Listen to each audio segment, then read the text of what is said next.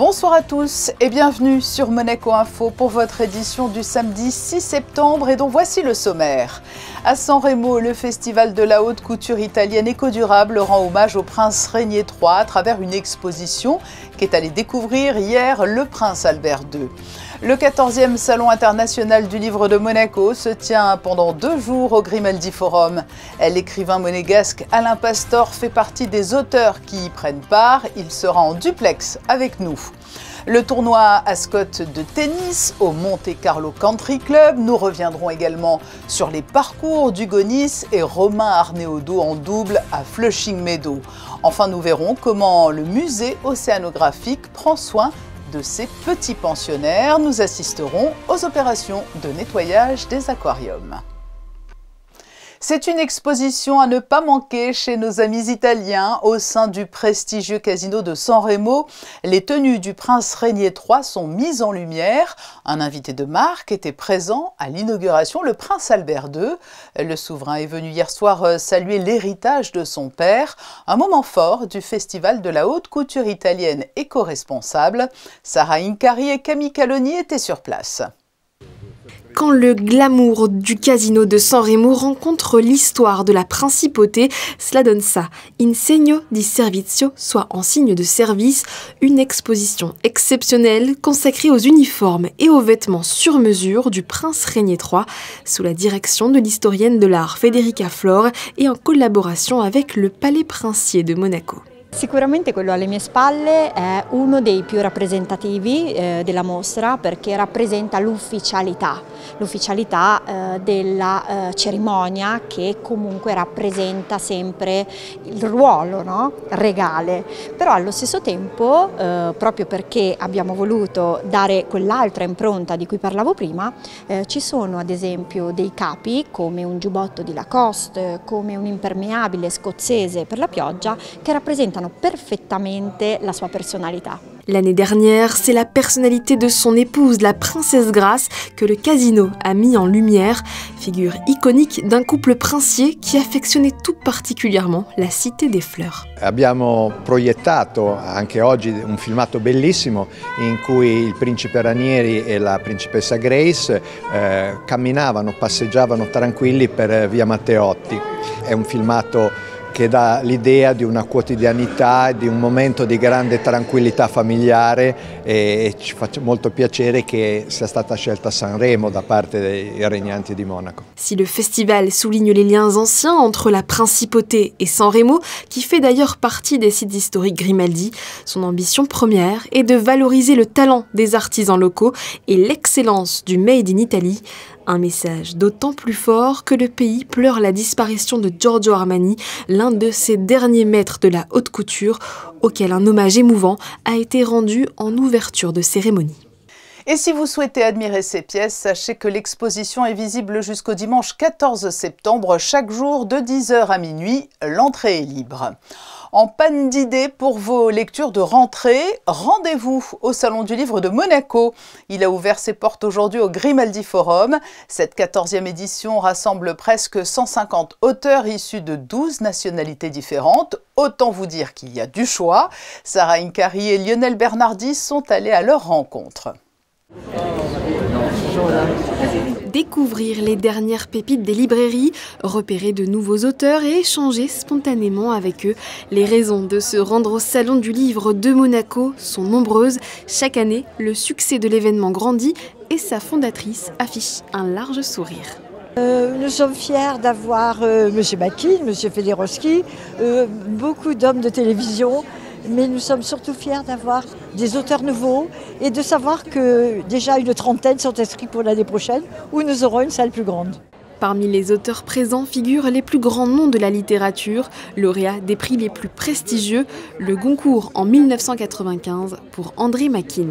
Nous avons fait plusieurs rencontres et nous avons parlé de nos livres en croisée. C'est très important que les auteurs parlent non pas de leurs livres, mais du livre de leurs confrères. Et donc, voyez-vous, ce croisement des intelligences, des talents est très important. Et le Salon du Livre nous permet cela. Et il permet également de rendre hommage à la principauté. Vous avez la couverture qui est le tableau de M. Shishkin, Georgi, c'est mon ami. Et ce tableau se trouve, l'original se trouve au palais. Et donc moi j'admire profondément la princesse. Et dans ce livre, il y a beaucoup d'interviews des gens qui l'ont connue. Inaugurée ce matin en présence de nombreux officiels, la 14e édition du Salon du Livre a ravi ses premiers visiteurs qui repartent les bras chargés de livres. J'ai trouvé celui-ci, avec des petites expressions un petit peu de la vie, c'est sympa. Approcher sa conscience, je pense qu'en ce moment j'en ai besoin. Et ensuite, voyage. Ça m'a un peu attirée parce que j'aime beaucoup voyager. J'ai eu un coup de cœur pour celui-ci, vraiment. Au cœur de l'Everest, une dame qui est montée sur l'Everest. J'ai hâte de savoir exactement les différentes étapes de son parcours, oui. Là, je suis tombée sur une auteure qui a écrit en fait l'histoire de l'exode des Siciliens. Donc ça remonte un petit peu à mes origines.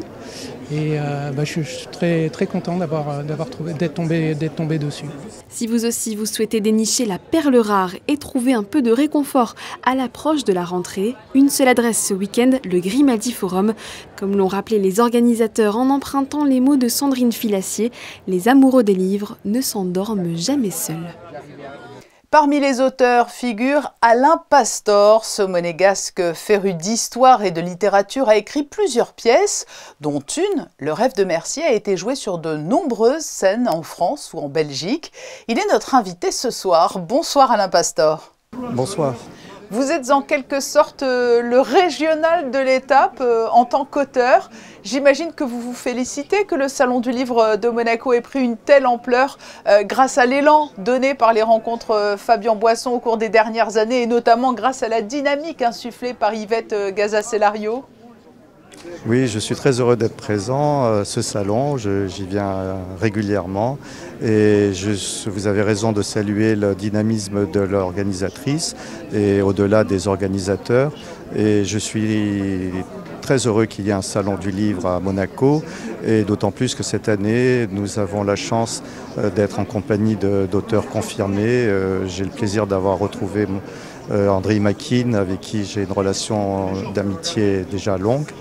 Et puis Vladimir Fedorovski, et puis des noms aussi importants et qui nous permettent aussi d'avoir de fructueux échanges. Qu'est-ce qui anime les auteurs qui participent à ce type de rendez-vous? C'est l'échange avec les lecteurs, bien évidemment, mais aussi avec les autres écrivains, justement? Oui, vous avez raison. Dans un premier temps, le salon, c'est la rencontre avec les visiteurs, et qui peuvent être d'ailleurs des acheteurs aussi, ce qui est aussi un peu l'objet d'un salon littéraire. La dédicace aussi, c'est très important. Et puis aussi la rencontre avec d'autres auteurs, de découvrir des talents. Et puis au-delà simplement des romans, il y a aussi des expressions écrites différentes. Il y a la poésie, le théâtre dont évidemment que je connais bien. Et puis aussi la bande dessinée qui permet aussi aujourd'hui d'exprimer beaucoup de profondeur dans les sentiments. Vous présentez sur ce salon tous vos ouvrages ou seulement certains? Je présente Le Rêve de Mercier, qui est une pièce évidemment qui maintenant est assez connue, d'ailleurs qui va être représentée bientôt en Bourgogne. Et j'aime bien que les gens puissent la lire, parce que tout le monde n'est pas disponible à un moment donné pour voir cette pièce. Et la lire, c'est toujours ça permet à quelqu'un de se rendre compte de ce qu'elle représente au niveau littéraire aussi. Oui, parce qu'on aurait pu citer Héliogabale, on aurait pu citer Oedipe meurt, Une vie de Saint-Martin, effectivement, mais ce Rêve de Mercier, ça a été une très belle histoire qui vous a conduit bien au-delà de Monaco. Comment tout d'abord vous êtes-vous penché sur cette thématique et ensuite est-ce que vous vous attendiez à de tels développements et un tel succès? Alors je l'espérais bien entendu, parce que je trouve que malgré l'aspect tragique, c'est une histoire poignante. Et elle est toujours très, très demandée, notamment dans les sites historiques Grimaldi. Mais au-delà, vous voyez, là, on va jouer en Bourgogne et le public est déjà très très attentifs. Et je pense que cette pièce peut encore de longues années être présentée, comme vous disiez, en Hexagone, mais aussi au-delà. Nous étions en Bruxelles il y a 2 ans. Ce qu'il me semble, c'est que l'histoire, la religion, les mythes sont très présents dans votre vie, dans votre œuvre. C'est une source d'inspiration profonde? Oui, c'est à la base de l'essentiel. On remonte bien sûr au grec. Et puis à peu près, on voit que tout avait été déjà écrit, tout déjà annoncé. Quand vous prenez ne serait-ce que Deep Roi, vous avez déjà le roman policier qui est déjà annoncé. Et est-ce que vous travaillez déjà sur un nouveau projet et pouvez-vous nous en livrer quelques confidences? Alors je le peux parce que là pour une fois ça sera un travail à 4 mains et je travaille avec Stéphane Lamotte, l'historien bien connu qui est un ami, et nous travaillons sur la vie d'Armand Lunel qui était connu en principauté car il était professeur de philosophie au lycée de Monaco. Et aussi, il a été le lauréat du premier prix Renaudot en 1926. Donc nous travaillons avec Stéphane et nous espérons, puisque l'année prochaine ce sera 2026, donc le centenaire, pouvoir présenter ce texte sur scène. Eh bien, nous serons là pour cette présentation. Merci Alain Pastor d'avoir répondu à notre invitation, alors que vous participez tout au long du week-end au Salon du Livre de Monaco, au Grimaldi Forum. C'est moi qui vous remercie. Passons au chapitre sportif de ce journal avec tout d'abord une page tennis. C'est sur les cours du Monte Carlo Country Club que s'est disputé cette semaine le tournoi Ascot. Un rendez-vous qui a réuni des équipes venues de tous les continents. Et après plusieurs jours de compétition intense, la finale a offert un spectacle à la hauteur des attentes. Le tout sous les regards de Gaëtan Lebrun et Marie-Ève B.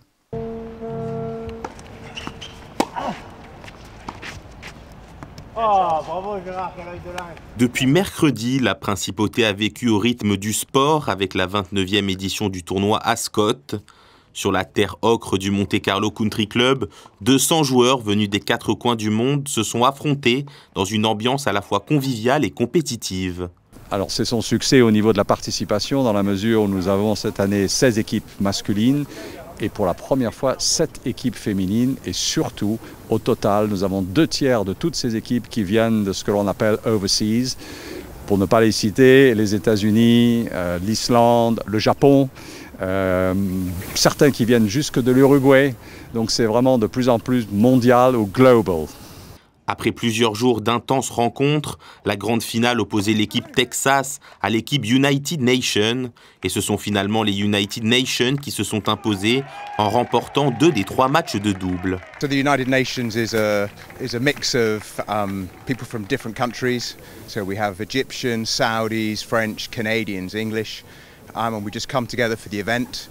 And actually right now, in the spirit of life generally, it's awesome to have people from different countries collaborating, having fun together and bringing people together for once than setting them apart. So yeah, I really appreciate playing for them. Une édition record qui a su attirer de nouvelles équipes tout en continuant de séduire ses habitués. Last year I was playing on a team that was mostly Dutch called Team Amazon, and my partner, she actually lives in Monte Carlo. She's a wonderful player. I love this tournament. It's an honor to be playing on these courts. The weather is beautiful. The people are great. The entire atmosphere is fantastic. So this year when I went home, I knew I wanted to start a team. So now I am Team USA. We're from Florida. And actually we just came in 3rd. We lost to Canada, which was a really difficult team. They've been practicing all year for this. And then 2nd place is Panama. And then us 1 point behind in 3rd. Entre spectacle, compétition et convivialité, le tournoi Ascot confirme son statut d'événement incontournable. Le rendez-vous est déjà pris pour la 30e édition l'an prochain, qui s'annonce encore plus grandiose.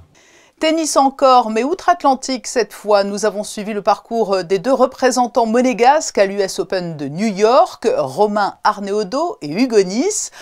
Bonsoir Alexandra Pani, vous étiez à leur côté tout au long de la semaine. Oui, bonsoir à vous. Vous le voyez, je me trouve à Flushing Meadows pour l'US Open. C'est le rendez-vous incontournable de cette fin d'été. Et je vous propose cette semaine de découvrir ce tournoi du Grand Chelem à travers nos deux représentants de la principauté, Romain Arneaudo et Hugo Nice. Dernier Grand Chelem de la saison, l'édition 2025 de l'US Open de New York a offert, avant même les finales de ce week-end, un beau spectacle pour les fans venus en nombre cette année encore et proposé plusieurs nouveautés, dont un tournoi exceptionnel de double mixte réunissant les meilleurs mondiaux, un money price record de 90 millions de dollars, soit une augmentation de 20% par rapport à l'édition précédente, mais aussi un tournoi rallongé d'une journée, comptant ainsi 15 jours de match.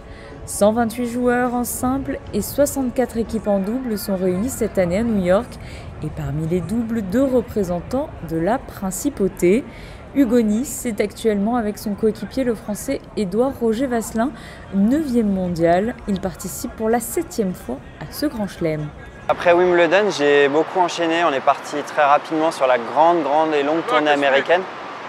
Et on a commencé à Washington il y a déjà plus d'un mois, presque un mois et demi. Donc Washington, ensuite Toronto, Cincinnati. Et là, on est à New York, donc pour finir cette grande tournée avec le tournoi le plus important. Et je me sens plutôt bien. Je suis toujours à l'approche des grands chelems. Je suis très motivé, très excité à l'idée de jouer encore un grand chelem de plus et d'aller essayer de chercher le Graal. Donc voilà, très motivé et en forme. À New York, c'est très spécial, même dans la rue. Bon, là, on voit les gens, ils voient qu'on fait une interview, ils me disent bonne chance, allez. Voilà, les Américains sont super entreprenants dans les encouragements. Et sur site, là-bas, quand on joue les matchs, on a les odeurs de nourriture, de hamburgers, les gens font du bruit. Voilà, les gens, ils viennent au spectacle. Ici, aux États-Unis, c'est un peu différent. Et donc, il y a une effervescence énorme. L'on retrouve l'autre joueur rouge et blanc pour ce tournoi à l'entraînement, Romain Arneaudo. Ouais, j'ai envie de jouer parce que c'est vrai que ça fait longtemps qu'on est arrivé. Là, le double, c'est la première fois qu'il commence le vendredi, donc c'est assez tard. Moi, je joue, donc aujourd'hui on est vendredi, je vais jouer demain samedi, donc ça fait plus d'une semaine qu'on est arrivé à New York. Donc ça fait déjà long, donc voilà, j'ai envie que ça commence et je suis impatient. Ouais. C'est la première fois qu'on joue un grand chelem ensemble, on a juste joué la semaine dernière ensemble, donc lui il est un peu plus âgé, donc des objectifs c'est un peu dur à déterminer, c'est plus des objectifs de jeu à très court terme, voilà, des performances sur les choses qu'on sait faire. Après j'aime pas trop me mettre d'objectifs de résultats parce que ça veut rien dire en fonction du tableau. Etc. Donc juste voilà, essayer de faire ce que j'ai envie de faire sur le jeu et après on va voir jusqu'où ça nous mène. Et l'aventure new-yorkaise s'arrêtera malheureusement dès le premier tour pour cette paire. Hugo Nice et son coéquipier, quant à eux, remportent leurs 2 premiers matchs. Ouais, c'était un match difficile contre les finalistes récents de Wimbledon, donc on savait que ça pouvait être un match compliqué. Et voilà, ça l'a été, 7-6, 7-6, deux très bons tie-breaks de notre part. On a sauvé des balles de 7 au premier, donc on est super content de passer ce premier tour. Mais les Britanniques qu'ils rencontrent en 3e tour ne les ménagent pas et après un match très serré, ils finiront eux aussi par s'incliner, bien plus tôt que l'objectif qu'ils s'étaient fixé. On part un peu plus tôt que ce qu'on aurait aimé, même beaucoup trop tôt. C'était un match difficile, on a perdu 6-4 au 3e set après 2h30 de jeu, voilà, contre une grosse équipe qui était finaliste à Roland-Garros, qui ont beaucoup d'expérience. Il y en a un des deux qui a déjà gagné 3 fois l'US Open. Maintenant voilà, on avait les armes pour les battre, ça s'est pas joué à grand chose, donc forcément très déçu, mais bon voilà, on retentera notre chance au prochain Grand Chelem. On fait quand même une belle saison en Grand Chelem, entre guillemets, parce qu'on fait quart, demi, quart et 8e. Maintenant voilà, au début de la saison, l'objectif c'était d'en gagner un, donc objectif pas rempli. Maintenant voilà, ça reste des bons résultats on va dire, et on est toujours surtout en lice pour le Masters de fin d'année, qui est maintenant notre objectif principal. Terminer l'année dans les 8 premières équipes du monde. Actuellement, on est 9e. Voilà, il ne reste pas beaucoup de tournois. On va essayer de se refaire un peu une santé et aborder cette fin de saison avec courage. Personnellement, j'ai un très gros objectif d'équipe qui est bientôt à Chypre avec la Coupe Davis. On va tous se rejoindre là-bas pour essayer d'aller rapporter cette victoire et remonter en groupe 1. Donc ça, c'est le premier très gros objectif. Et ensuite, sur le plan plus individuel, en tout cas avec Edouard, ça sera à Tokyo, donc la tournée asiatique. On a un ATP 500 là-bas, plus le Masters 1000 de Shanghai. Et ensuite, il y a 3 derniers tournois en Europe qui terminent par le Masters 1000 à Paris. Vous l'aurez compris, le repos n'est pas pour tout de suite et l'on ne perd surtout pas de vue les objectifs pour Hugo et Romain. Oui, et sachez que vous pourrez suivre en direct les matchs de Coupe Davis entre Chypre et Monaco avec notre paire de commentateurs Christophe Paco et Laurent Orsini samedi et dimanche prochain. Du basketball et l'arrivée annoncée à Monaco de Nemanja Nedovic dans l'effectif de la Roca Team. L'arrière serbe de 34 ans vient de l'Étoile Rouge de Belgrade. Il a signé pour 1 an avec le club monégasque. Le challenge de pétanque Prince Héréditaire Jacques a débuté aujourd'hui et se tient tout au long du week-end. Il est marqué par le retour du grand format triplette à 180 équipes venues du monde entier, dont le Liban, l'Allemagne, l'Italie ou la Belgique. Aujourd'hui, se sont disputées les rencontres menant jusqu'au 16e de finale. Suite demain dimanche pour la dernière partie du tableau. En Formule 1, place ce week-end à la 16e manche de la saison à Monza pour le Grand Prix d'Italie. À l'issue des qualifications, Charles Leclerc a terminé 4e et c'est Max Verstappen qui s'élancera en tête demain. Petite parenthèse sous-marine avant de refermer ce journal, plongé dans les coulisses du musée océanographique pour découvrir la logistique nécessaire à l'entretien des aquariums.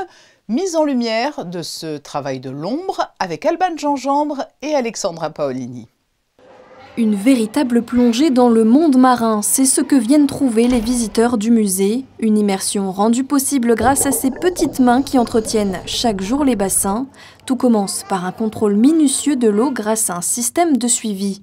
On a un logiciel qui nous permet d'avoir un suivi en continu de tous les paramètres de l'aquarium dans tous les bassins, enfin la majorité des bassins.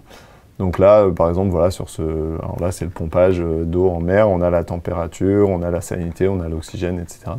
Et donc pour chacun des bassins, en fait, on prend le temps de regarder ce qui s'est passé voilà, pendant la nuit ou ces dernières heures pour vérifier qu'il n'y ait pas de problème. À première vue, tous les paramètres semblent corrects. Pour en avoir le cœur net, direction l'aquarium pour une inspection en direct. Et ça nous permet de repérer s'il y a un poisson qui a un comportement un petit peu différent. S'il y a, je sais pas, il peut y avoir une ponte, une reproduction pendant la nuit, il peut y avoir un problème de lumière qui ne s'allume pas, il peut y avoir un problème de courant, il peut y avoir un morceau de corail qui serait tombé pendant la nuit, etc. Donc voilà, en fait, le tour du matin, c'est vraiment pour vérifier que tout est OK. Vérification faite, place au nettoyage, chaque bassin est entretenu à l'intérieur comme à l'extérieur. Ici, on est sur la passerelle, en gros, dans les coulisses du grand bassin corail. C'est le plus grand bassin du musée océanographique. Et donc là, en fait, 2 fois par semaine, on plonge dans le bassin pour faire des opérations d'entretien, donc essentiellement pour nettoyer la vitre.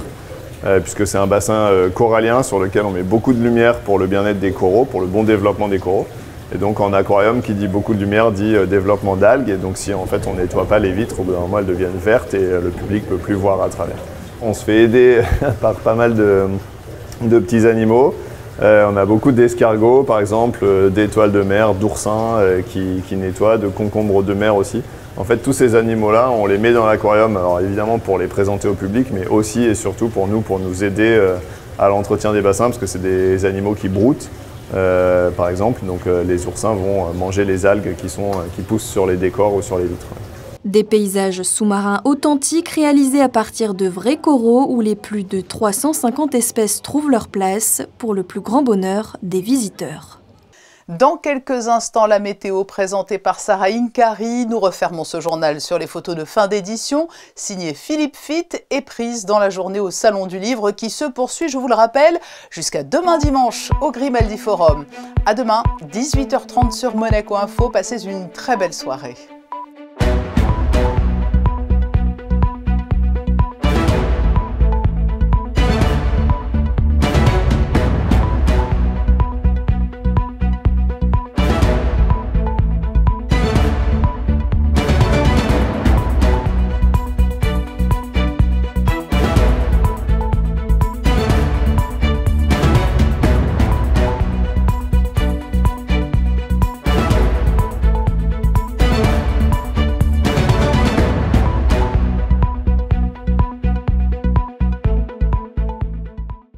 Retrouvez la météo avec Suisse Courtage, votre partenaire de confiance en assurance à Monaco. Protection sur mesure pour particuliers et professionnels. Bonsoir à toutes et à tous, j'espère que vous passez un excellent week-end. En tout cas, la météo est au beau fixe. Comme aujourd'hui, le ciel sera azur demain et le soleil brillera toute la journée. De quoi profiter pleinement des derniers jours de l'été. Les températures resteront douces. La minimale sera de 20 degrés et la maximale de 26 entre 14h et 15h avec une sensation ressentie un peu plus élevée autour de 28 degrés. Enfin, nous fêterons ce dimanche la Sainte Reine et ouvrez l'œil, une lune rouge, une lune de sang sera visible ce dimanche à l'occasion d'une éclipse lunaire totale en fin de journée. Belle soirée avec nous sur Monaco Info. C'était la météo avec Suisse Courtage, votre partenaire de confiance en assurance à Monaco. Protection sur mesure pour particuliers et professionnels.